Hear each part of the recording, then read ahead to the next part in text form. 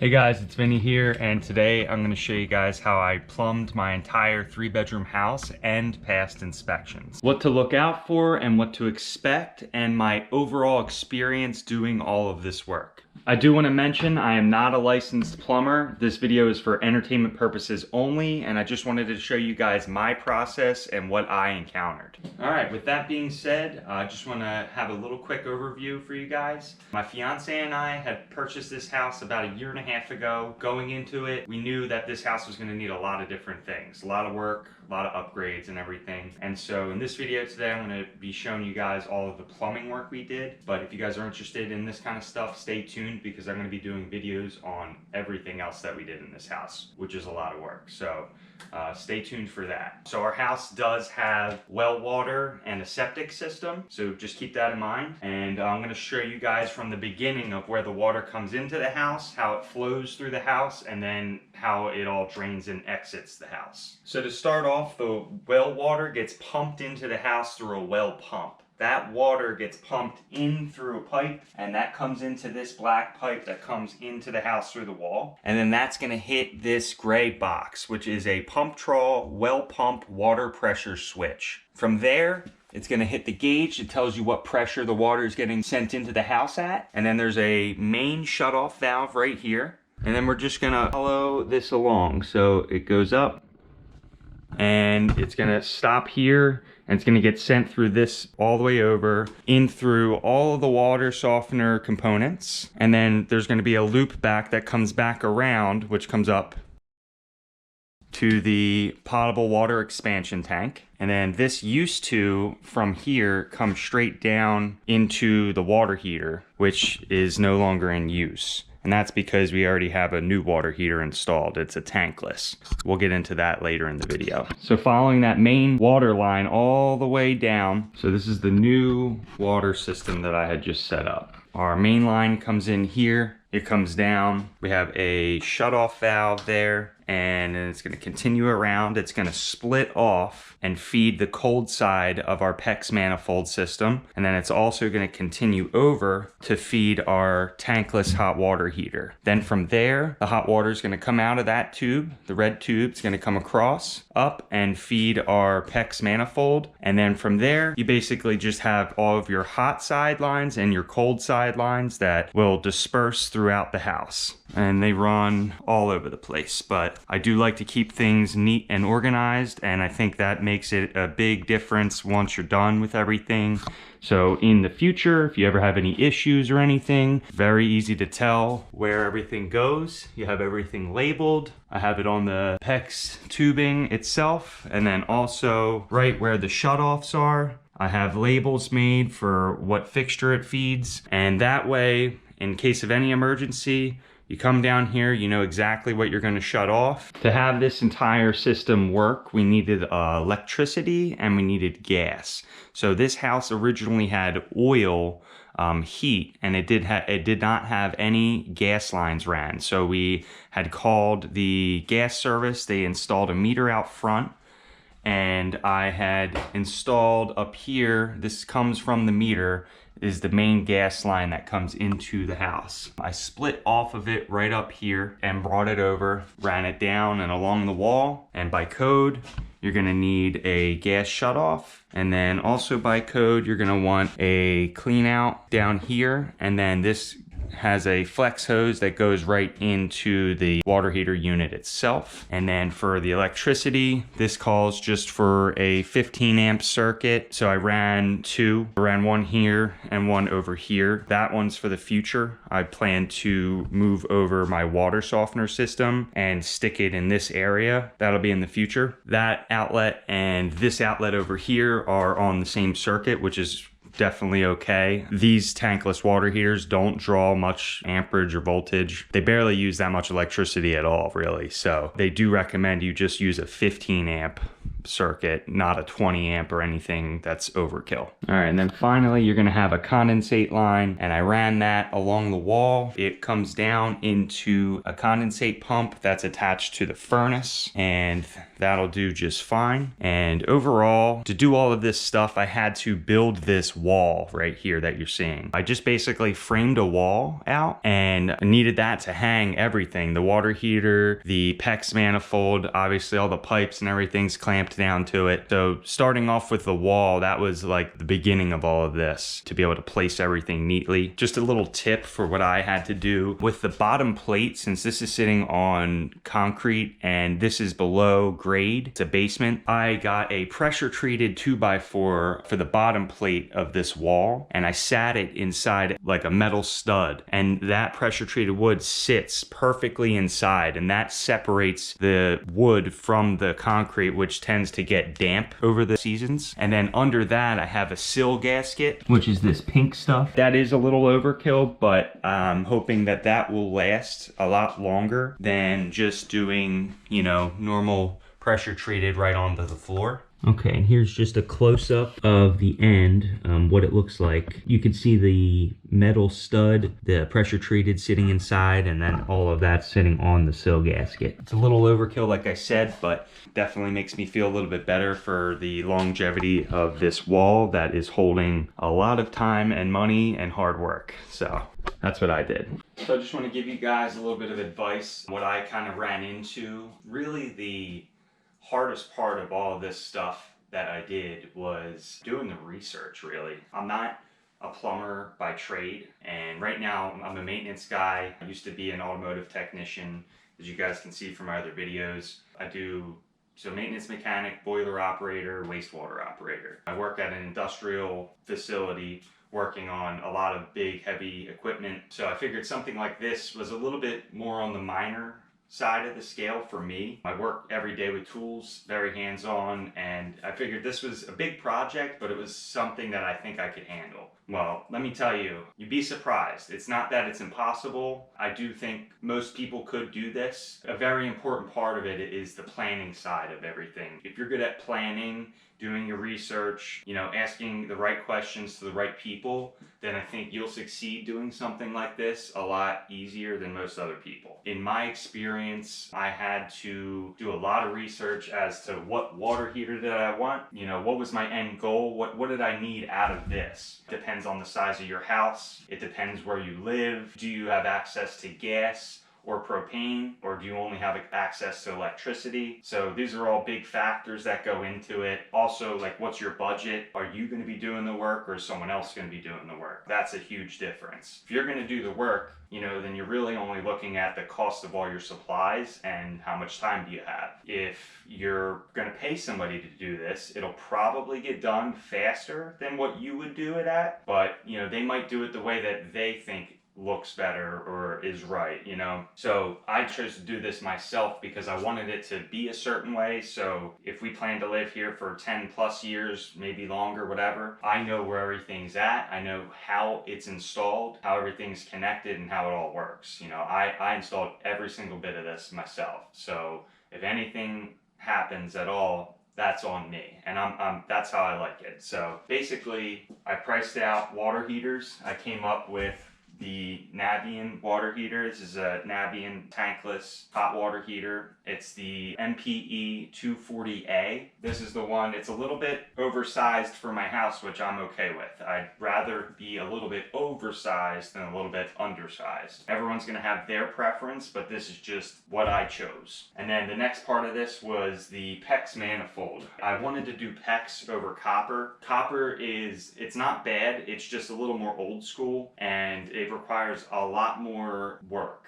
when it comes to installing all of it. It's a lot different of a process. With PEX, it's very user-friendly. You do not have to be a master plumber to figure out how to attach PEX to things. So that's why I chose this. It's also a heck of a lot easier to just run through the whole house, which that's what we did. You know, we ripped out all of the supply lines, and then I had ran all the new stuff. And to be able to do that in a timely manner by myself, you know, PEX was 100% the way for us to go. So that's why we chose that. Now you could do different types of PEX installations. I chose the manifold so I could individually shut off a fixture whenever I need to. Normally you'd have a trunk system where one line goes and it feeds to a bathroom. It feeds the vanity sink, the toilet, and the bathtub. Well, you know, if there's a leak on one of those and you got to shut the water off to that whole bathroom, it's kind of inconvenient when you have kids or a family and other things. And in my case, another big reason was running these individual lines up to the fixtures in the bathroom. When I flush the toilet, I don't burn my fiance who's in the shower, or vice versa. So there's little benefits to it. There's also downsides. Downside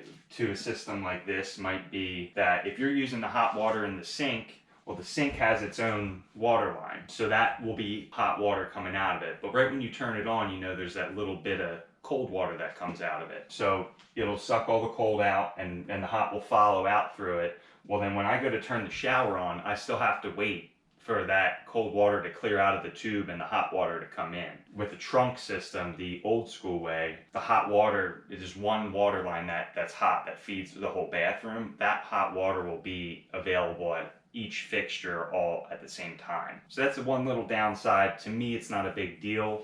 There is ways around it. If you want to do a recirculation system, that's an option. I chose not to. But with our water heater, it does have built-in technology to do an internal recirculation where it recirculates the hot water in here. It'll reheat it and kind of keep it warm. So when you open a fixture, it'll send that on demand and the water will seem to be hotter a little bit faster. With the way that we chose to go, I'm happy with how this came out. There wasn't too many issues as far as installing everything. A good piece of advice is just take your time. It's not a race. You know, I do know people are busy and, you know, time is limited, but try to take your time, do it right the first time, and that'll allow you to save a lot more time in the long run. Pre-plan everything, write it down, double check it, and know what you're getting into before you go and do it. It's a big undertaking for one person, but like I said, it's not impossible. So that's just a good piece of advice. So a quick overview of one of the hardest things I had to do for this was I had to run an intake and an exhaust direct vent straight through the cinder block wall outside. So I had to drill holes through the cinder blocks to fit a 2-inch pipe for the intake and for the exhaust directly outside of the house. That was kind of a little bit painful, not too hard, but I did need to buy a special boring bit to cut through the cinder block and to drill a nice hole out there so we could fit our pipes out. What's going on, brothers? Check her out. That's a 2.5-inch concrete hole drilling bit if I ever seen one. Look at that bad boy. That's rough. Bro, that's tough. Gonna use some of this action in the basement on the weekend. Pretty nice. I would recommend 100% look up the codes if you can find any in your area. Everybody's codes, from what I've learned, is they're all a little bit different. I mean, a lot of them are very, very standard, but there is some subcodes, and depending on what state you're in, what county, who's the inspectors, everyone kind of likes it their kind of way, I guess you could say. So it was tough for me to find that information. I could only find bits and pieces, and every bit of information that I found on those permits, I noted that down, so when I go to do the work, I don't have to call the inspector out and then find out everything I did was wrong. I tried to get it all right the first time, and that will take a little bit of extra research and time, but you save the money on the material and having to redo work that you once had thought was done correctly. So for instance, there's a few minor codes. It might be how far away do you have to have a PEX pipe clamped down from a fixture, or what's the slopes of the PVC pipes that are the intake and the exhaust of your water heater. That's the same thing goes for the furnace. There's a lot of little codes that people might overlook, and it really changes how these units function. They won't function properly if they're not ran to the way the the manufacturer specifies. And usually the code is also catered to that. So once you learn how these units work, you'll understand why some of the codes are what they are. Just a real basic example with the exhaust side of a water heater, that needs to be sloped down back towards the unit because it'll build up condensation and moisture, and you don't want that to freeze on the outside of the house in that pipe. It'll drain back into the unit, and then that can be pumped out of the unit through the condensate.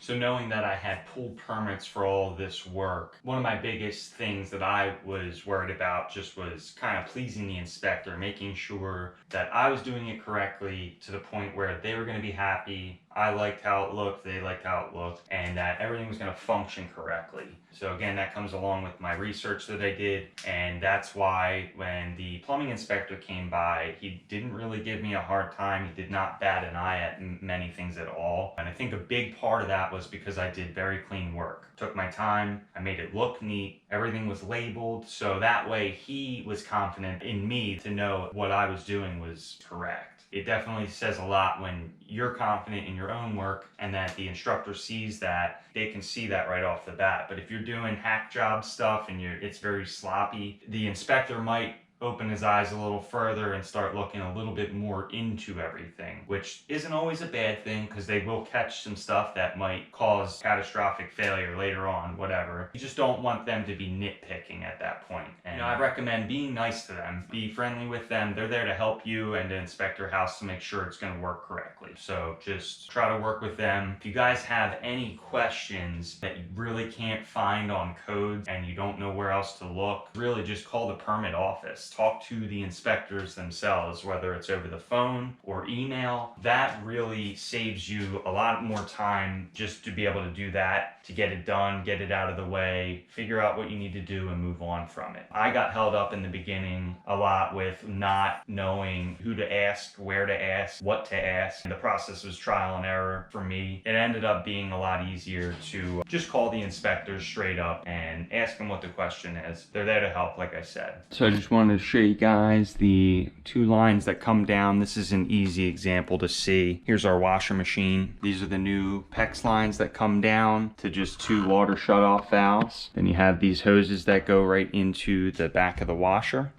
Some water lines, supplies that come up into the bathroom upstairs. We have our hot line here for the vanity, cold line for the vanity, cold line for the toilet. And then up over here on this side, we have our two water lines, our hot and our cold for our tub or shower. All right, so we're coming to the upstairs bathroom. We have a new bathtub that we had put in, as well as the drainage. I'll show you that later on. And we have our PEX that comes up, feeding a shower valve, and then up to where the shower head's gonna go. We did have to rebuild some of this frame because there was water damage on the old one, and the old bathtub was pretty gross. It was a cast iron bathtub, and it was very heavy. This new one's a cast steel porcelain, and it is a lot lighter and it was a lot easier to set. A good piece of advice is to find out what kind of shower valve system you want to go with. This is a Moen PosiTemp shower valve. It's a pretty standard valve that most people use, but there is other options out on the market, but this is just what we chose. Coming around, you can see our toilet flange here sticking out. This is ready to go, and the reason that this is raised is so I can do my floor and then set this to the right depth when we're ready to finish everything up. We have our supply line stub out for the toilet. We have our PEX line that comes up, and then I crimped on to the copper stub out. I did this because this is a rigid piece and you want something that's rigid to come out of the wall. You don't want a flexible piece of PEX that comes out of the wall. It's just a lot cleaner of a look to have something like this. Same thing goes over here for where the vanity's gonna go. We have our hot and our cold, our drains right here. That will be on the drain. I just have it capped off right now. And same thing, two stub outs that the hot and the cold are attached to. So when we're ready to go, we basically will just cut off wherever we need to, and then I can attach on our vanity sink. Now, it's definitely very important that when you have unfinished work, such as your vents and drains, to cap them off, because we have septic out back. That sewer gas or septic gas can leak back up into the house through here if you don't have it sealed. So that's a little pro tip. All right, once we set this new bathtub in, the one thing we had to do was lay down some like cement. This is like a tub setting cement that you basically plop it down under the center of this tub, and it sits on this like styrofoam block, which should be angled towards the drain. So that way when you're in the bathtub or the shower, the water drains on a slope towards, towards the drain. Some of the codes that are gonna be required by your inspectors are gonna be to have these big nail plates in front of either PEX or drains, anything like that, as well as really your wires too. We had to get big plates, and you can see these are actually different sizes. What it is they want you to still use the big plates for the PEX, but I didn't need a 8-inch long plate for one little piece of PEX. So on this side, I got one of these and cut it in half. Used one for one side, one for the other side. And then I got away with, on this side, just using one big plate to cover the drain and the other PEX pipe. Same thing over here, chopped them in half, one on each side. Inspector was happy with that. And then this side, I used the full-sized plate for both sides, and this is for our vent that goes up through the roof. That basically vents this vanity sink and our bathtub. All right, I'm gonna show you the water supply lines that come from the basement up the wall, and they go right under this bathtub for the upstairs bathtub. Then over here in this corner, we have a cold line, one for the toilet and one for the vanity. That comes up, and that will go somewhere up there through the floor for the toilet and the vanity. There's also a hot line that's ran back here. You probably can't see it. It goes up, and that's for the hot water for the vanity. Here's the other side of that closet. This is where you can see the vanity sink, hot and cold, go straight up there. And then this is the drain coming from there going out. And so I'm gonna show you guys upstairs what it looks like under the sink. All right, so here's our little upstairs bathroom. This bathroom's untouched besides the new plumbing we've ran to it. So under here, this is where our two PEX lines will come up. And as you can see, I just have those little water shutoff valves crimped onto those, and then you just have the hose going up to the sink on both sides. And over for the toilet, I have our PEX line coming up, and you can see how this is just flimsy and just sitting here right now. That's because we do plan in our future to redo this upstairs bathroom. So I left myself a lot of extra PEX pipe up here just in case anything has to move over a little bit. All right, now we're in our kitchen. Just wanted to show you guys. These lines I left pretty long, so they come up and they're like all the way out here right now. Again, we're redoing our kitchen in our future, so after I ran these lines, I left a lot of extra up here. That way I'll be able to kind of maneuver them around where I need them if anything changes in the kitchen. So this is where our sink is, and over here will be in the future a dishwasher. Right now it's just pots and pans. I'm gonna go downstairs to show you where that supply line's sitting. So in the future, when we want a dishwasher, we have a supply line already ran for it. All right, so now we're directly under the kitchen sink, and right around over in this area was where our dishwasher is going to sit up above. And so I already have a hot water line right here. It's just looped around. It's not attached to anything. This is in position and ready to be fed up through the floor once we redo the kitchen to feed the hot water to a dishwasher. Now here's like a really good thing as to why we used the PEX manifolds. So when the arrows here are facing outwards, that means you're sending water out. But when they're upwards like that, that means it's closed off. So the beauty of this is I can feed hot water to everything else in the house, but I still have that dishwasher hose that's not connected. So this says do not use, and it's shut off. So hot water is still in this block and being sent out to everything, but the lines that I'm not using right now, I have shut off individually. So that allows you to kind of pre-run everything and have it all ready to go in place. And then when you're ready to use it, all you got to do is just turn that on with this red key. So that's just where we're at with the dishwasher. All right, that was a quick overview of the water supply system. If you guys have any questions on that, leave them down in the comments and I will get back to you as best as I can. Again, I'm not a licensed plumber, but I did do all my own work and I did pass my inspections the first try. So up next, we're gonna show you the entire drainage system, which I did need a hand with, and I'll explain that in a minute, but we did manage to replace the whole drainage system in one day on this house.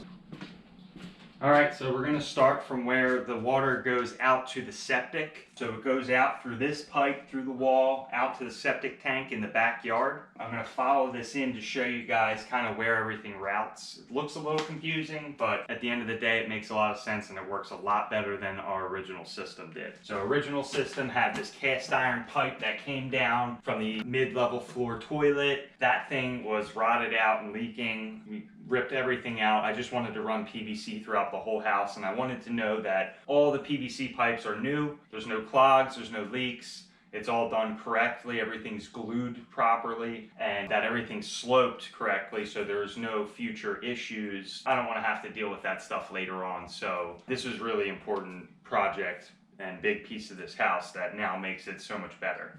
The septic comes out right here. This is going to come up as a vent for up here where our vanity comes in and the tub drains in. So this is actually, I guess, a wet vent is what you would call it, where it does drain things, but it also allows venting up through the roof. Our main toilet drain pipe comes here. It's a 3-inch pipe, comes down, feeds right into the septic, and then we have a line that comes along this way. That's ran along the side of the house around to the kitchen. Then we have a 3-inch that comes along the left side of the house, and that's going to go over towards the upstairs. So right here is our bathtub for the mid-level of our floor. Drains over. You have to have a trap after pretty much every fixture so there's no sewage gas getting by. So there's this trap, comes along, and then the vanity sink drains into that, also coming down and draining out into our septic.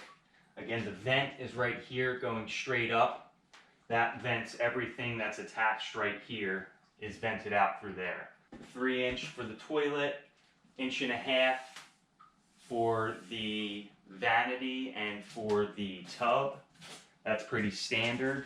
There's this PVC, and that's actually old. We have not replaced that yet. This is just a straight shot, and it goes all the way around over to our kitchen sink. Comes back, drains down into the septic. We have our 3-inch pipe that comes along here. It picks up our washer machine, which is up here. The black hose is the washer, and then this clear hose is actually our condensate line from the furnace and the water heater. You're allowed to attach that right into where like the washer machine goes or like other drains. This is just where we found that it was easiest to install. Follow that 3-inch up. We have a clean out here, so if anything happens around this area, we can clean it out. And then looking up, that's where the 3-inch pipe goes up to the upstairs. It runs through a closet in one of the bedrooms and straight up to the second level of the house. So before we go up there, just a little thing that's part of the code. You need to have pipe straps every 4 feet. The old plumbing did not, and when you would flush the toilet, the pipes would kind of bang and shake around. There was air pockets. It was a total disaster, but we ended up doing it correctly. Everything's strapped tightly and everything operates the way that it should. All right, coming to the upstairs, this is the back side of the closets. We're actually standing in our living room right now. The bedroom is that room that's over there. This is the pipe, the 3-inch main stack drain pipe that comes up